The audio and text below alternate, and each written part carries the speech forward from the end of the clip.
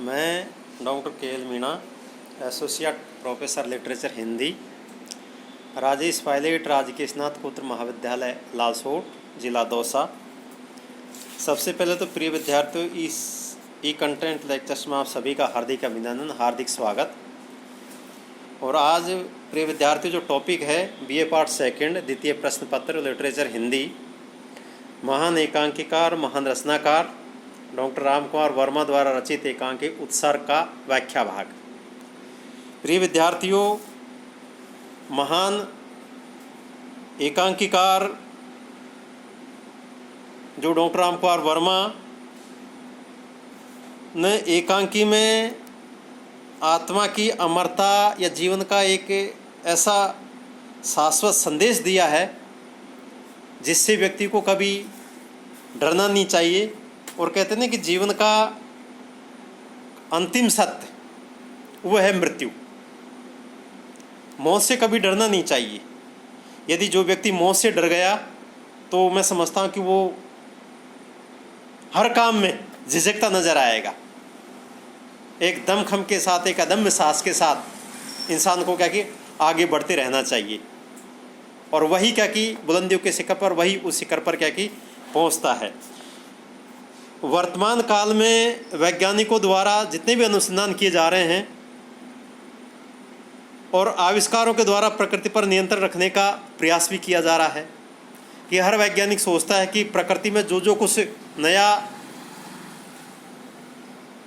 अनुसंधान या नया जो कुछ घटित हो रहा है उसके बारे में सारी जानकारी क्या कि वैज्ञानिक प्राप्त कर ले, परंतु बहुत इम्पॉसिबल है, बहुत असंभव है। कि इसी के अंतर्गत डॉक्टर शेखर एक ऐसे ही महान वैज्ञानिक है जो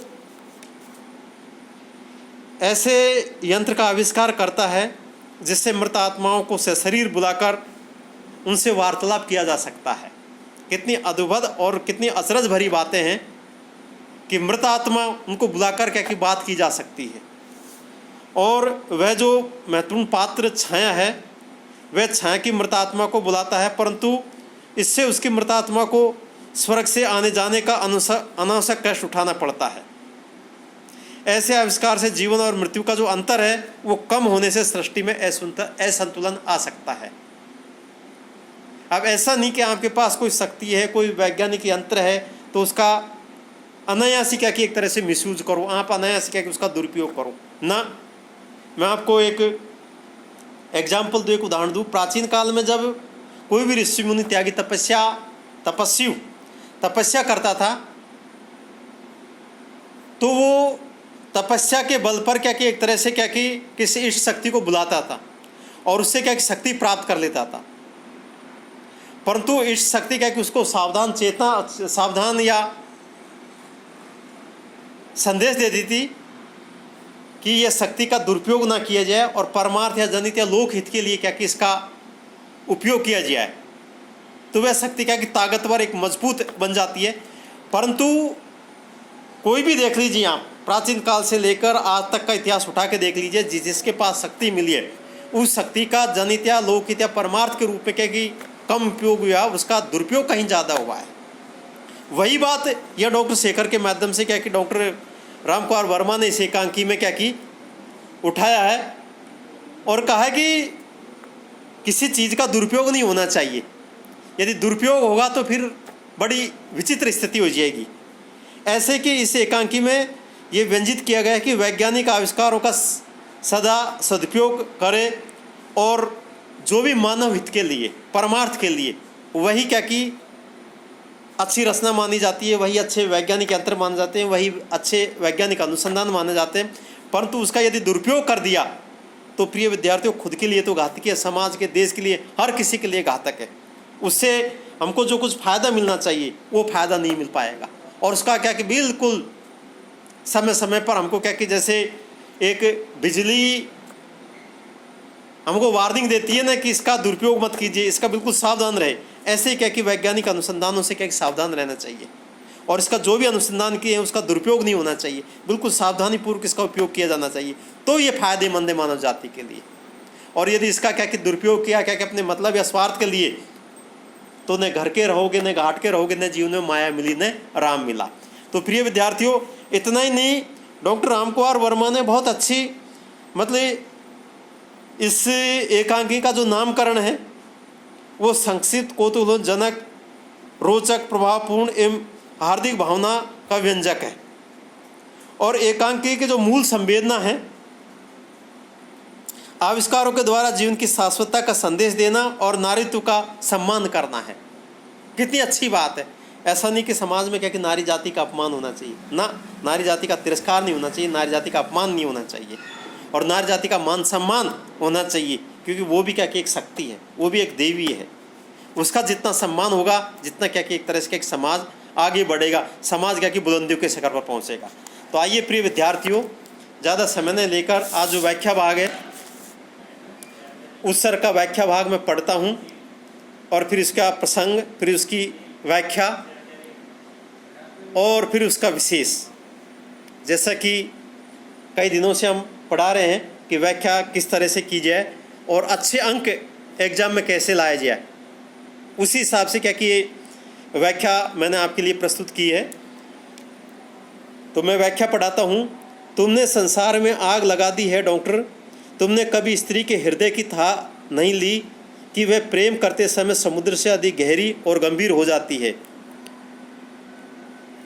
और निराश होने पर आग की लपट से भी अधिक भयानक, जिनकी एक एक चिंगारी से सारा जीवन जल जल कर बुझता है, जिससे उसे बार बार जलना पड़े, जैसे हृदय के पास निकला हुआ फोड़ा हो जो हृदय की धड़कन से दर्द करे।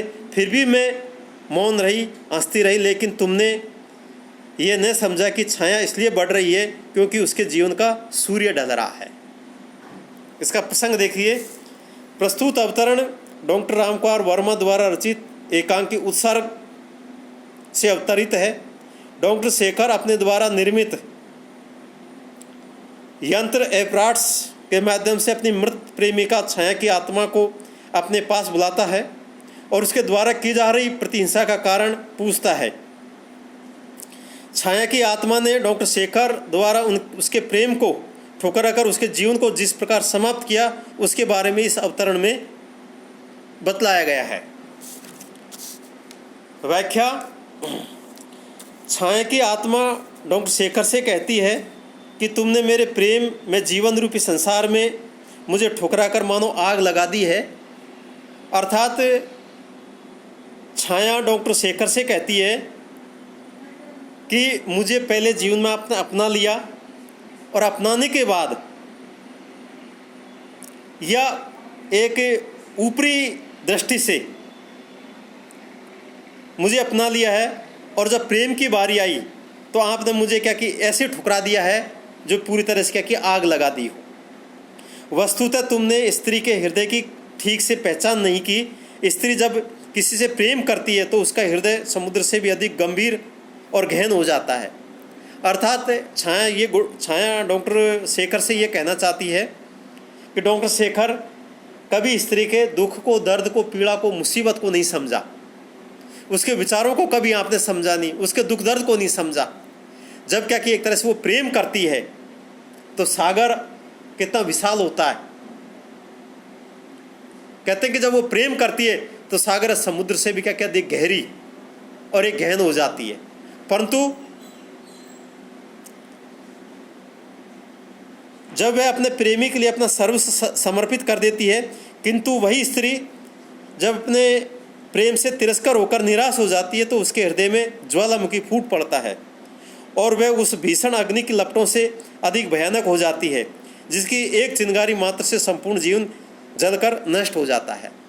छाया डॉक्टर शेखर से कहती है कि शेखर, कभी स्त्री का क्या कि आपने चरित्र नहीं जाना, चरित्र नहीं पढ़ा, चरित्र को नहीं समझा, वह अपना सब कुछ समर्पित कर देती है, परंतु जब वो अग्नि की ज्वाला में जलती है तो अपन को तो नष्ट करती है, परंतु क्या कि वो सब कुछ क्या कि नष्ट करती नजर आती है।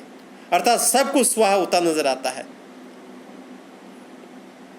आगे, वह विराग्नि की ज्वाला में बार बार जलती रहती है। जिस प्रकार हृदय के पास निकला हुआ फोड़ा बार बार हृदय की प्रत्येक धड़कन के साथ ही दर्द का एहसास कराता है, उसी प्रकार उस स्त्री को भी अपने प्रेमी के दुर्व्यवहार का बार बार स्मरण होकर असहनीय पीड़ा होती है और वह प्रतिहिंसा के लिए तत्पर हो जाती है। इतना सहन करते हुए भी मैं चुपचाप हंसते हुए सब सहन करती रही, किंतु तुमने मेरे मन की पीड़ा को तथा समाप्त हुए जीवन के बारे में कुछ भी विचार नहीं किया।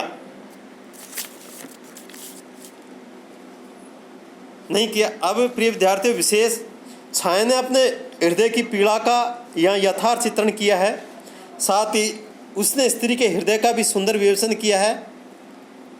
प्रेम में स्त्री का जो हृदय समुद्र से अधिक गहरा और गंभीर हो जाता है, वही निराश होने पर ज्वालामुखी की लपटों की समान क्या कि विनाश हो जाता है। अगला, छाया की अंतर्वेदना लेखक ने सुंदर शब्दों में वर्णन की है। डॉक्टर शेखर द्वारा अपनी प्रेमिका छाया को ठुकरा देने पर वह विरहाग्नि में तड़पती रहती है और धीरे धीरे इस अग्नि में ही अपना सारा जीवन समाप्त कर देती है। अवतरण की भाषा शैली सरस, सुबोध और भावगम्य है। इसी उम्मीद के साथ प्रिय विद्यार्थियों, थैंक्स वेरी मच।